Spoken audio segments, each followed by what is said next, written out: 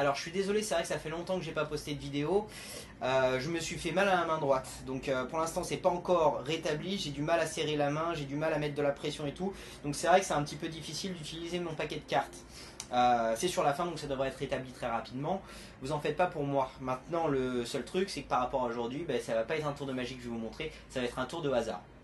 Donc le tour de hasard simplement parce que moi j'aurais rien à faire dans ce tour là. C'est le hasard qui va faire les choses. Et en général le hasard marche bien pour moi. Donc je m'inquiète pas trop pour ça. Juste pour vous montrer que je suis vraiment confiant, je vais carrément faire une prédiction sans savoir où le tour va aller, ça va être marrant. Donc je vais faire une prédiction.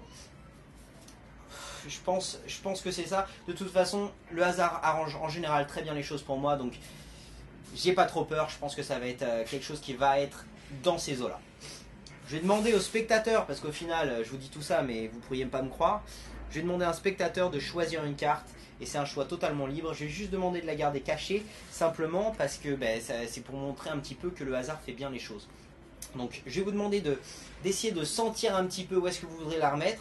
Et disons que vous voulez la remettre ici, c'est un choix encore une fois totalement libre. J'aurais pu même étaler les cartes et vous auriez pu remettre la carte vous-même là-dedans sans problème. Je la laisse dépasser pour bien que vous voyez que, que c'est toujours votre carte, d'accord?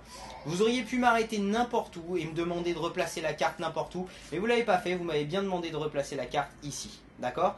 Donc ce que je vais faire pour vous montrer un petit peu ce qui se passe, je vais juste retourner le paquet pour vous montrer un petit peu ce que le deck peut faire, d'accord? Je garde la carte, votre carte complètement cachée, parce que je veux garder un petit peu de suspense simplement.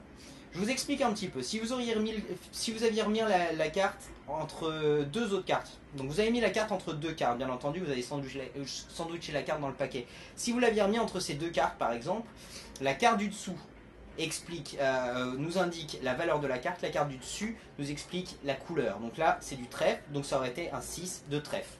D'accord? C'est très simple, et en général, c'est comme ça que le deck marche. En tout cas, ce deck bleu. Donc, regardons, d'accord. Donc ici vous pouvez voir que là vous avez sandwiché votre propre carte entre un 8 et un 10 de pique. Un 8 de cœur, un 10 de pique. Donc selon le fonctionnement de ce paquet, normalement ça devrait être un 8 de pique. Donc j'espère un petit peu que ça soit le cas. Laissez-moi regarder. Et j'ai de la chance, c'est le 8 de pique. Et ma prédiction, c'est le 8 de trèfle. Et donc c'est parfait. Et vous pouvez voir que tout tombe en ordre. Et j'espère que vous avez bien aimé ce tour là. N'hésitez pas à commenter. Rajoutez un petit pouce vert si jamais vous avez trouvé ça sympa. Et je vous remercie pour tout. Et à très bientôt.